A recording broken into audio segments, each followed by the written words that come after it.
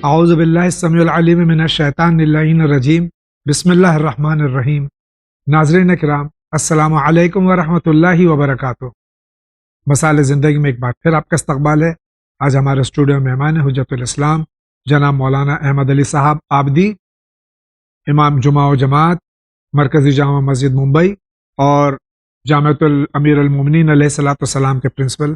ہم ان کا استقبال کرتے ہیں اور اس سے قبل کے آج کا یہ ایپیسوڈ شروع ہو، آقا کا استقبال کرتے ہیں۔ آقا السلام علیکم ورحمۃ اللہ۔ وعلیکم السلام ورحمۃ اللہ وبرکاتہ۔ آپ کو سلامت رکھے، خوش رکھے، آباد رکھے، ہر آفت و بلا سے محفوظ رکھے اور دنیا کو دشمنان اسلام کے وباؤں سے اور ان کے خطروں سے محفوظ رکھے۔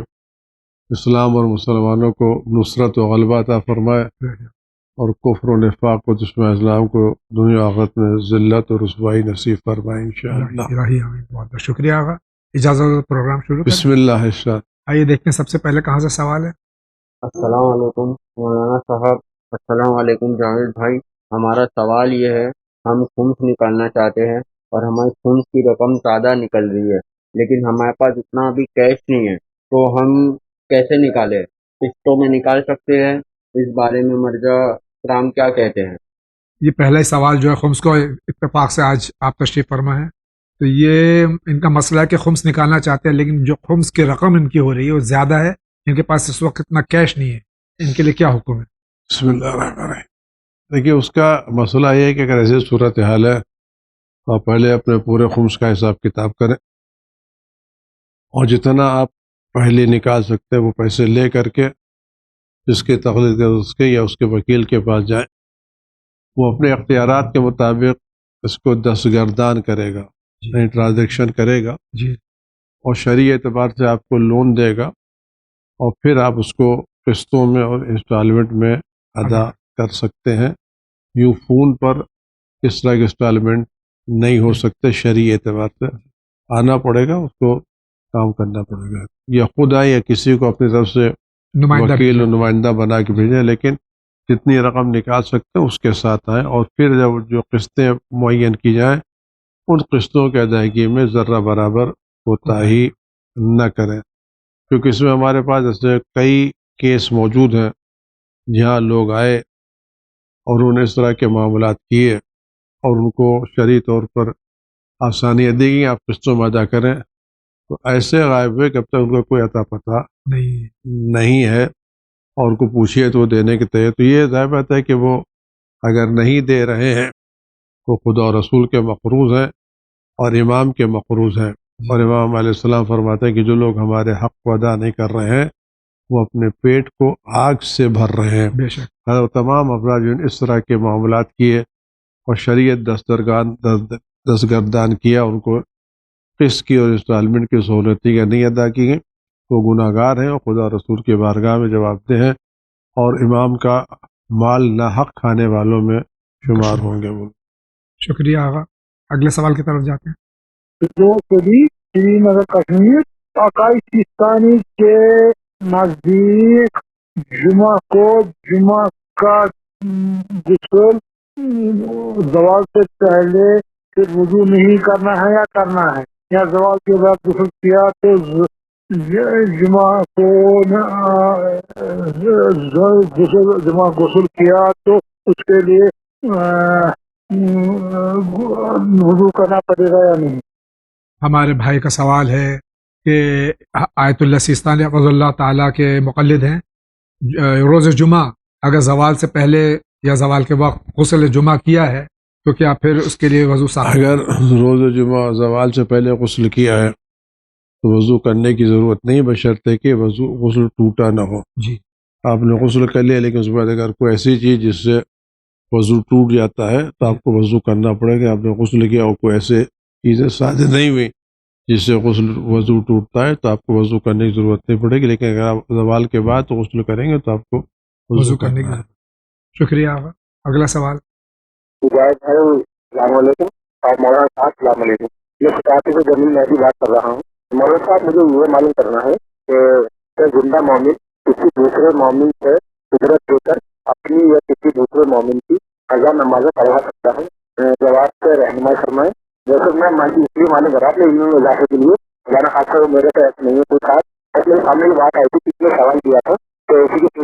آپ سے سوال رکھ رہا ہوں, جواب ضرور دیجیے گا. خدا حافظ.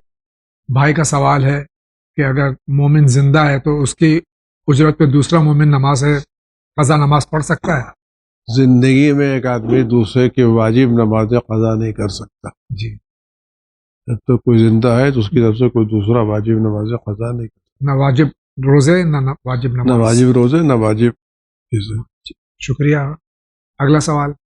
السلام علیکم، میرا نام سید ریاض حسین جعفری، میں ناگپور شہر سے بول رہا ہوں. سید علی جاوید صاحب اور حجت الاسلام کی خدمت میں بہت بہت سلام.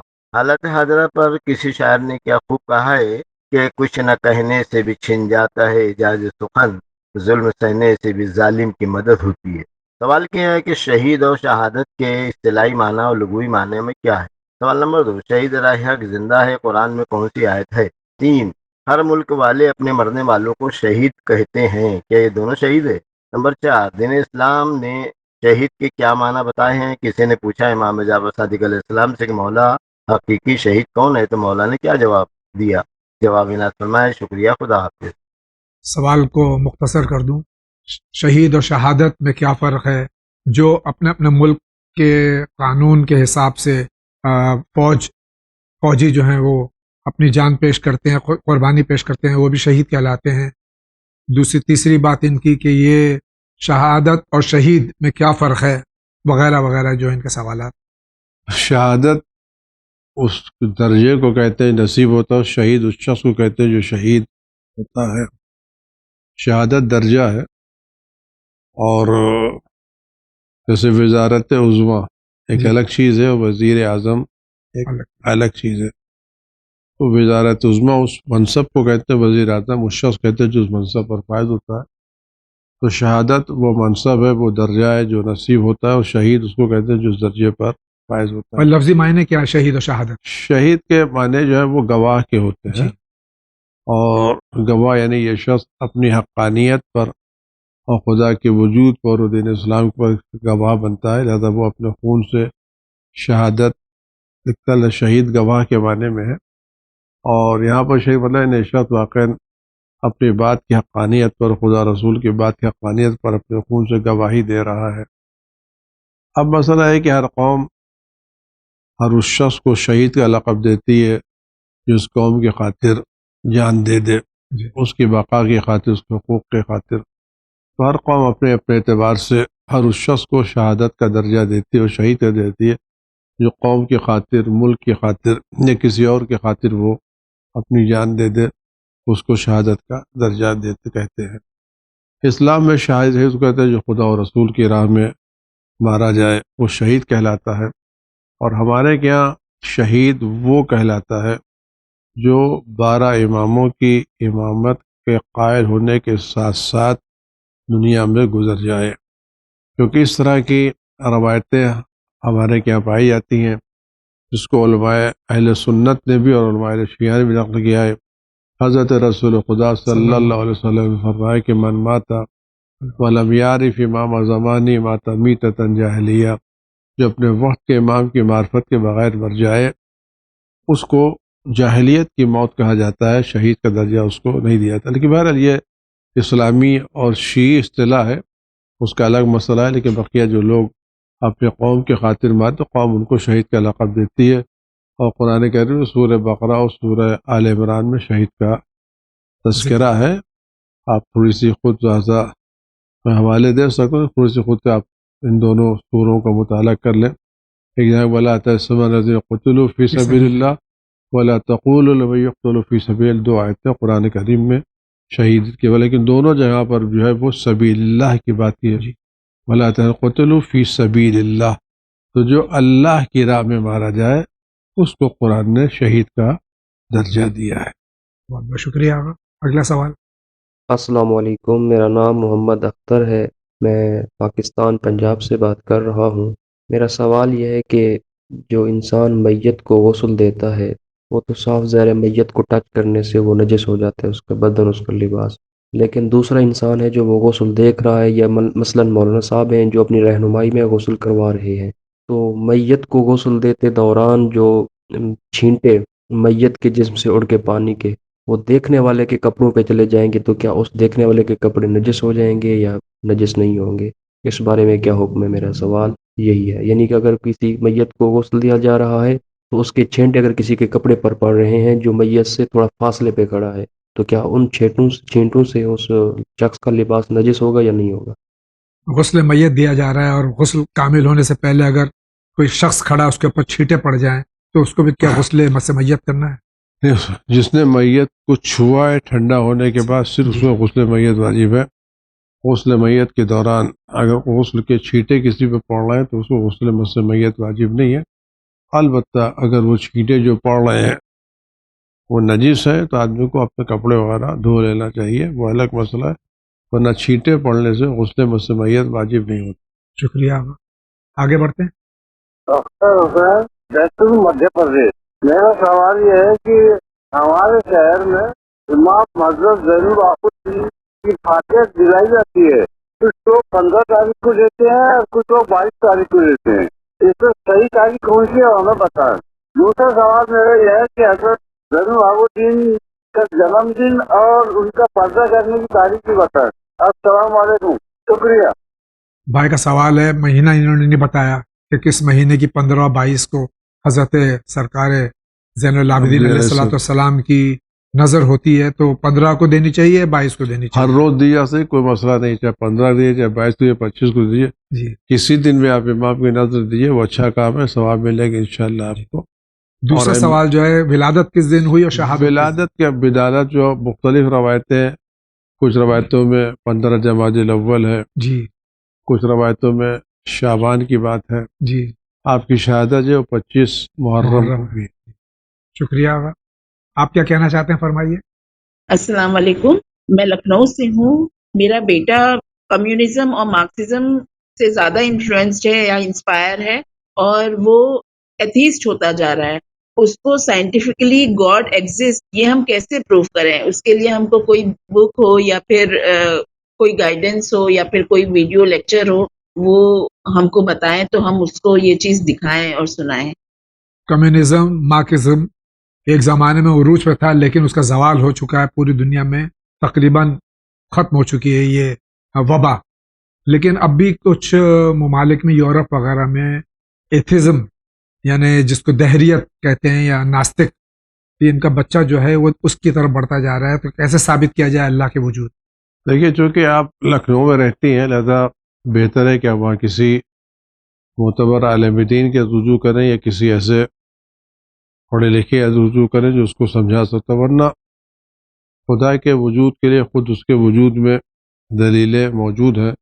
اگر انسان اپنے وجود پر نظر کرے اور دیکھے کس طرح سے یہ منظم بدن اس کا بنایا گیا ہے، اگر آدمی جا کر کے دیکھے جو سسٹم بنایا گیا ہے کہ آنکھیں دیکھتی ہیں، کان سنتا ہے، لیکن نہ کان اپنے سنی ہوئی باتوں کو بیان کر سکتا ہے جی اور نہ آنکھ اپنی دیکھی ہوئی باتوں کو بیان کر سکتی ہے، جی، لیکن کان سے سننے کے بعد اور آنکھ سے دیکھنے کے بعد ہم زبان سے بیان کرتے ہیں۔ جی تو اگر یہ آنکھ، ناک اور زبان میں ایک ہم آہنگی نہ ہوتی جی، تو یہ کس طرح سے بات کی جاتی تھی؟ اور وہ بھی اتنی تیز ہوتی ہے کہ آپ آنکھ سے دیکھتے جاتے ہیں، زبان سے بیان کرتے جاتے ہیں، اور نہ صرف بیان کرتے جاتے ہیں بلکہ آنکھ سے دیکھنے کے بعد سمجھتے بھی ہیں، جی، کان سے سننے کے بعد سمجھتے بھی ہیں، جی، اس کو پرکھتے بھی ہیں، اس کو ملاتے بھی ہیں۔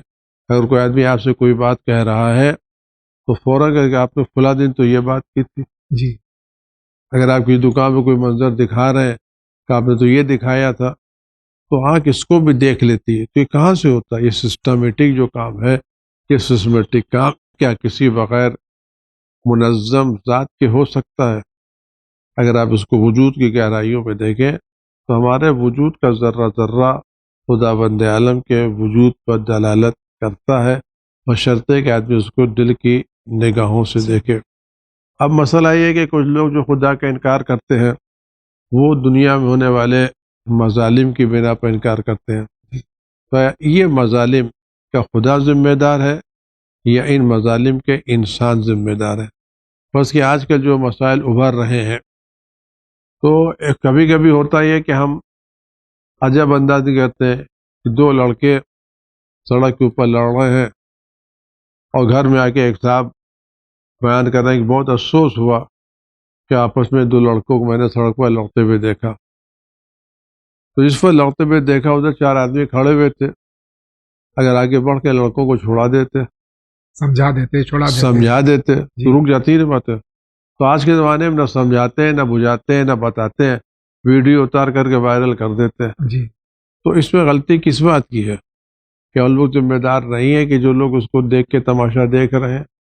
تو آج بھی جو ظلم ہو رہا ہے وہ ظلم اس بنا پر جو ہو رہا ہے وہ ان لوگوں کی بنا پر ظلم ہو رہا ہے جن کے پاس طاقت و قدرت ہے, اس کے باوجود وہ لوگ اس کا حساب کتاب نہیں کرتے. لیکن یہ سب چیزیں اور اس کی وجہ یہ کہ اگر سارے کام خدا کرنے لگے تو انسان کے آزاد و مختار بنانے کا مطلب ہی کیا ہے؟ انسان آزاد و مختار ہے, یعنی وہ اپنی اچھائیوں کے بھی ذمہ دار اور اپنی برائیوں کا بھی جی. ذمہ دار. اور انسان خود اگر اپنے وجود کی گہرائیوں پر نظر کرے تو کہہ سکتا ہے کہ میں یہ کام جو اچھا ہے چاہوں تو نہ کروں, اور وہ کام جو برا ہے تو کیا اس کو ترک کر سکتا ہوں. تو انسان خود اپنے وجود میں طاقت و قدرت و اختیار محسوس کرتا ہے, لیکن اپنے کو ذمہ دار نہ قرار دے کے دوسروں کو ذمہ دار قرار دیتا ہے. اس وجہ سے ہمارے علماء نے کتابیں لکھی ہیں توحید کے اوپر, موجود ہے کتابیں, اگر آپ کو پڑھ سکتے ہو تو آیت اللہ عظمیٰ آقا باقر الصدر کی کتاب اور اکنامک اور اور فلسفی کے نام ہمارے سے, اقتصادیات اگر ہمارے اقتصاد, ہمارا فلسفہ جی. اور ہمارے اقتصاد 2 کتابیں انگریزی میں ہوں گی, آپ ان کو پڑھ سکتے ہیں. اقتصادیات اکنامک کے اوپر ہے اور فلسفہ جو ان کے آئیڈیولوجی کے اوپر ہے. آیت اللہ عظمیٰ باقر الصدر رحمۃ اللہ علیہ شہید باقر الصدر کی کتابیں موجود ہے اس سلسلے میں. اور اس سلسلے میں اگر آپ کتاب چاہتی ہیں تو آپ بتائیے کس زبان میں, انگریزی میں, اردو میں, دونوں میں کتابیں موجود ہیں. اور امیزون کے پر بھی یہ کتابیں موجود ہیں چینل ون کی. آپ رابطہ قائم کیجیے یہاں پر, یا امیزون میں ڈائریکٹ آپ چینل ون کے تحت یہ کتابیں دستیاب آپ کو ہو سکتی ہیں. بہت بہت شکریہ. اگلا سوال. السلام علیکم. اب میرا یہ سوال ہے خمس اور زکوٰۃ میں کیا فرق ہے؟ بہن کا سوال ہے خمس اور زکوٰۃ میں کیا فرق؟ خمس زکوٰۃ اور خمس جو ہے وہ ہر سال میں ہر وہ چیز جو استعمال کرنے کے بعد بچ جائے, تو سال میں استعمال شدہ چیزوں کے بچ جانے کے بعد خمس ہے. اور زکوٰۃ جو ہے وہ 9 چیزوں پر ہے, گیہوں ہے, جو ہے, کشمش ہے, خرما ہے, گائے ہے, بکری ہے, اونٹ ہے, اور سونے چاندی کے سکے, ان کا الگ الگ نصاب ہے. جی. تو یہ الگ ہے اور خمس الگ چیزیں ہے. اور اس سلسلے میں پھر گزارش کروں گا کہ ہر گھر میں توضیح المسائل کا ہونا بہت ضروری ہے. تقریباً ہر زبان جو یہاں عام طور سے مومنین بولتے ہیں اس میں کتابیں دستیاب ہیں, حاصل کیجیے. اور کتاب پوری مفصل اس میں تفصیل ہے خمس و زکوٰۃ کے سلسلے. آگے بڑھتے ہیں. السلام علیکم. ہم کانپور سے بول رہے ہیں. پرابلم یہ ہے کہ میرے گھر میں پریشانیاں بہت ہے. مطلب کہ 2016 سے موتیں بہت ہوئی ہیں, گھر میں مشکلات بہت ہے. کوئی بھی کام کرتے ہیں تو بگڑ جاتا ہے. مطلب کہ ہر چیز بہت پرابلم ہے کہ گھر میں جیسے کچھ بھی ہو پرابلم میں بہت, مطلب کہ ہر چیز سے جڑنا پڑ رہا ہے. تو کوئی ایسا راستہ بتائیے جس سے ہم لوگ کی مشکلیں آسان ہو جائے. اور کوئی کام کرتے تو ہوتا نہیں, بگڑ جاتا ہے. مشکلیں اتنی ہیں 3 سال سے کہ بتا نہیں سکتے. تو آپ سے سوال ہے کہ مشکل گھڑی میں کوئی آپ بتا سکتے کیا ہو سکتا ہے؟ انہوں نے پریشانی کا ذکر نہیں کیا کہ کس چیز کی پریشانی ہے, لیکن یقیناً سب سے بڑی پریشانی جو آج کے معاشرے میں ہے وہ معاشی پریشانی ہے. اس سلسلے میں کوئی وظیفہ یا کوئی دعا یا میں معصومین کے دعائیں, آدمی نماز شب پڑھے اور نماز شب میں استغفار کرے, اور کاروبار پر جانے سے پہلے صدقہ نکالے, اور 2 رکعت یا 4 رکعت نماز پڑھ کر کے اس کو معصومین کی بارگاہ میں ہدیہ کر کے جائے, تو انشاءاللہ کاروبار میں برکت ہو جائے گی اور آپ کی مشکلات دور ہو جائیں گی. آپ حضرات سے سنا ہے کہ زیارت عاشورہ کا اگر ورد کریں تو اس سے بھی جو ہے زیارت عاشورہ پڑھیں, نماز شب پڑھیں, زیارت جامعہ پڑھیں, جی, اہل بیت سے توسل کریں, اور خود امام زمانہ سے دل سے دعا مانگیں. جی. ہم سب کی بارگاہ میں جاتے ہیں, لیکن اپنے امام وقت کی بارگاہ میں جو ہمارے باپ سے زیادہ مہربان اور ماں سے زیادہ رحم دل ہے, اور دنیا کے ہر سرمایہ دار سے زیادہ صاحب ثروت و اقتدار بے ہے، شک ساری دنیا کے مالک و مختار ہے۔ اگر آپ واقعاً صدق دل سے تقوی و پرہیزگاری کے ساتھ ان سے رجوع کریں تو یقین ہماری مشکلات کو حل کر دیں گے۔ اور خدا خود فرماتا ہے کہ جو شخص گناہوں سے دور رہتا ہے، نیک اعمال انجام دیتا ہے، برائیوں سے دور رہتا ہے، ہم اس کے لیے وہاں سے فراہم کرتے ہیں جہاں سے وہ سوچ بھی نہیں سکتا۔ اور خدا جو استغفار کرتا ہے خدا اس کے لیے آسمان سے برکتیں نازل کرتا ہے۔ تو آپ کے بہتر ہے کہ آپ نماز شب پڑھنے کے عادی بنیں اور نماز شب میں استغفار کریں، امام وقت سے توسل کریں، صدقہ نکالیں، اور کاروبار پر جانے سے پہلے 2 رکعت یا 4 رکعت نماز پڑھ کے جائیں، انشاءاللہ آپ کی مشکلات حل ہو جائیں گی۔ شکریہ آغا۔ اگلا سوال۔ میں لکھنؤ سے بول رہی ہوں، نثار جی بول رہی ہوں۔ میرا یہ سوال ہے کہ ٹھنڈک کا دن ہے تو رات کے ٹائم یا فجر کے ٹائم ہم باتھ روم کا موڈ پہ جاتے ہیں، تو کیا ہمیں اپنے کمر سے پاک کرنا پڑے گا، یا پھر مطلب کہ اگر کوئی مطلب کہ پانی لیتے ہیں، ہم انڈین ٹوائلٹ پہ ہیں پانی لیتے ہیں تو جیسے کہ وہ بھیگ جاتی ہے، پر پجامے تک پانی آ جائے یا کچھ، تو کیا وہ پانی نجس ہے؟ اگر نجس ہے تو کیا ہمیں اپنا پاک کرنا پڑے گا یا ہم تلوار بدل کی نماز پڑھ سکتے ہیں؟ خدا حافظ۔ یہ جو انگلش ٹوائلٹس ہوتے ہیں کموڈ وغیرہ، اس میں کس طرح سے یعنی بچا جائے نہیں سکتا؟ نہیں، اس میں کچھ نہیں ہے، اگر آپ چھیٹ نہیں پڑتی تو کوئی مسئلہ نہیں ہے، اور اس کے لیے ایک طریقہ میں اگر آپ ٹوائلٹ جانے سے پہلے اس میں ٹوائلٹ جو پیپر ہوتا ہے، اگر آپ 1-2 پیپر اس پانی میں ڈال دیں تو وہ چھیٹ کو جذب کر لیتا، قابض کر لیتا، اور چھیٹ نہیں ہوتی۔ جی تو شک و شبے کو اجازت نہ دیں کہ اس کو توجہ نہ دیں، شکوک و شبہات کے اوپر آپ چاہتے ہو تو ضروری نہیں کہ اگر واقعاً آپ کو یقین ہے کہ کوئی چھیٹ پڑ گئی تو جہاں چھیٹ پڑی وہ اتنا ہی پاک کرنا ہے، باقی کوئی ضرورت نہیں ہے پاک کرنے کی، اور شک کرنے کی کوئی گنجائش نہیں ہے۔ کیا کہتے ہیں؟ شکریہ آغا۔ آپ کا کیا سوال ہے؟ السلام علیکم آغا، میرا سوال ہے کہ جمعہ کے دن جو ظہر اور عصر کی نماز ہوتی ہے تو ظہر کی جو 2 رکعت ہے وہ پیشے نماز جو ہے جو ہے زور سے پڑھتا ہے، اگر کہ یہ صحیح ہے؟ جمعے میں جو 2 رکعت نماز ہے وہ بلند آواز سے پڑھی جاتی ہے۔ جمعے کے دن ظہر کی جو نماز ہے، ظہر کی نماز عام طور سے 4 رکعت چپ کے پڑھی جاتی ہے، جی، لیکن جس جگہ جمعہ نہیں ہو رہا ہے وہاں ظہر کی نماز جمعے کے دن پہلی 2 رکعت نماز بلند آواز سے پڑھنا مستحب ہے۔ شکریہ آغا۔ آگے اگلا سوال۔ السلام علیکم، میرا نام فیاض ہے، میں کرگل لداخ سے ہوں۔ یہ مغرب اور عشاء کی نماز کے دوران اگر بیچ میں کوئی کام پڑتا ہے تو کیا اس سے نماز ٹوٹ جاتی ہے؟ غالباً ہمارے بھائی یہ کہنا چاہ رہے ہیں کہ مغرب کی نماز ہم نے ادا کر لی اور اس کے بعد میں عشاء نہیں پڑھی اور کچھ کام ہم کرنے لگے، اس کے بعد میں اگر وضو باقی ہے تو کیا عشاء کی نماز پڑھنے میں کوئی حرج ہے؟ نہیں، کوئی نماز نہیں ٹوٹے گی۔ نماز نہیں ٹوٹے۔ اگر آپ نے مغرب کی نماز مکمل پڑھی ہے جی، اب اگر عشاء کی نماز 1-2 گھنٹے کے بعد جو پڑھیں گے تو مغرب کی نماز باطل نہیں ہوگی۔ بہت بہت شکریہ آغا۔ ان کا کیا سوال ہے دیکھتے ہیں۔ تعنات فاطمہ جھانسی سے بول رہی ہوں۔ جاوید بھائی اور مولانا صاحب السلام علیکم۔ مولانا صاحب ایک سوال ہے، میرے روزے قضا ہیں مگر میرا دل بہت چاہتا ہے، میں روزہ نہیں رکھ پاتی، طبیعت خراب ہو جاتی ہے، کیا 1 پہر کا روزہ قضا رکھ سکتی ہوں؟ خدا حافظ۔ پہلے تو ہم دعا کریں گے اللہ تعالیٰ آپ کو صحت کاملہ عطا فرمائے۔